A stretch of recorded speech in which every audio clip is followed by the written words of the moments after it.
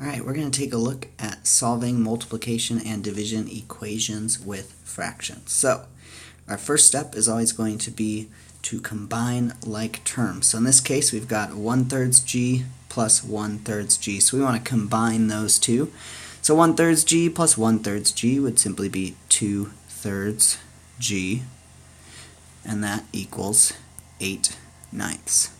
And then our last step, right, we want to isolate this variable here, and in order to do that, we need to get rid of this 2/3. So in order to do that, we would divide by 2/3, which again is the same thing as multiplying by the reciprocal. So if we do that on both sides, we get g equals 8/9 times 3/2, and we can simplify this. This would be 3, this would be 1, this would be 4, and this would be 1, and that's 4/3, which then, of course, becomes 1 and 1/3. So let's take a look at another problem. Alright, let's do 5x equals 5 and 5/8. So again, our goal always is to isolate the variable, so this one's nice and easy. We're just going to divide both sides by 5.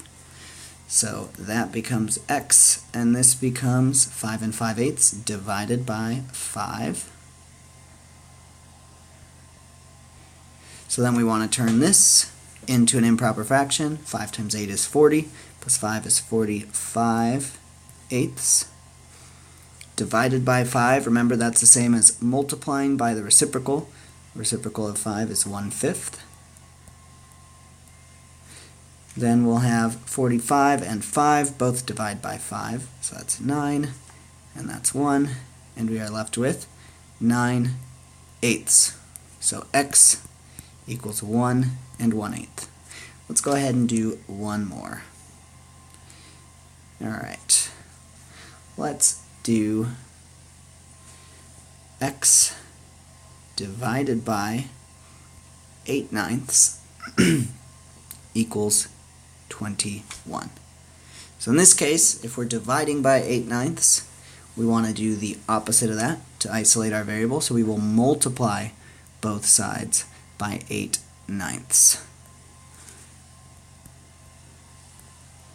So then this becomes just x, and this is 21 times 8/9. We can simplify.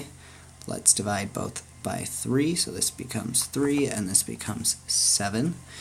And then we have x equals 56/3. So we can go ahead and solve that. 3 goes into 5 once. We've got 2 left over. 3 goes into 26 8 times, and we've got another 2 left over. So our answer would be 18 2/3. So there's a quick look at doing multiplication and division equations with fractions.